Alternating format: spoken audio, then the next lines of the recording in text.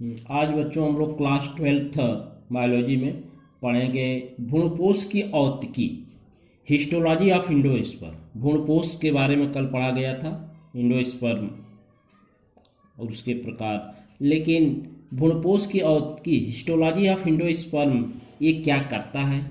इस storage of food material, इसमें भोजन संचित होता है। स्टोरेज ऑफ फूड, इंडोस्पर्म में फूड स्टोरेज होता है, storage of food material. Endosperm में भोजन संचित होता है, किस लिए? For development of embryo, for development of embryo, भ्रूण के विकास के लिए, भ्रूणी विकास के लिए जो पोषक पदार्थ मिलता है इसी इंडोस्पर्म से मिलता है। तो इसका पहला एक्शन है storage of food material for development of embryo, ठीक है ना।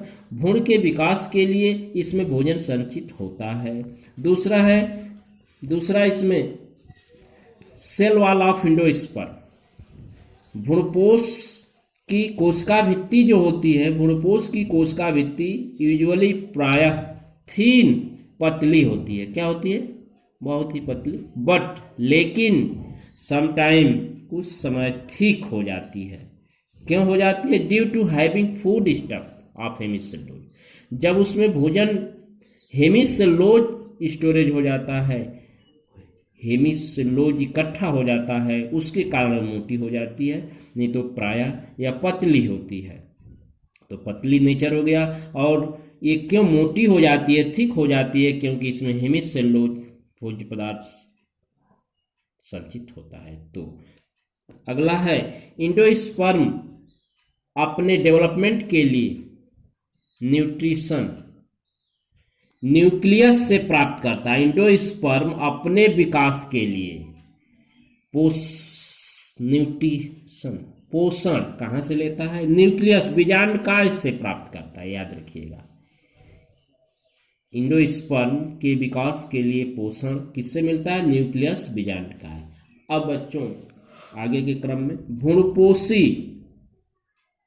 बीज, इंडोस्पर्मिक सीड, भ्रूणपोषी बीज, इंडोस्पर्मिक सीड, ये क्या है?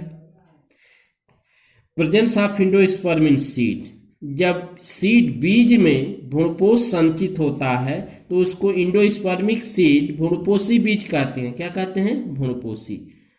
तो इंडोस्पर्म प्रेजेंट इन सीड, तो endosperm seed. Example all monocot, इसके उदाहरण है सभी मोनोकाट, एक बीज पत्री, एक्सेप्ट कुछ एक बीज पत्री को छोड़कर फ्यू, जैसे व्हीट है, मेजे है, कास्टर है, गेहूं, मक्का और कास्टर, रेड़ी जिसको कहते हैं, रेड़, ठीक है ना।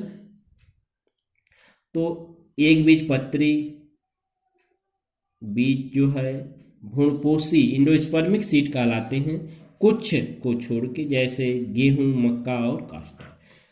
आल्सो कॉल्ड एल्ब्यूमिनस सीड, और इस तरह के बीजों को एल्ब्यूमिनस सीड के नाम से जानते हैं।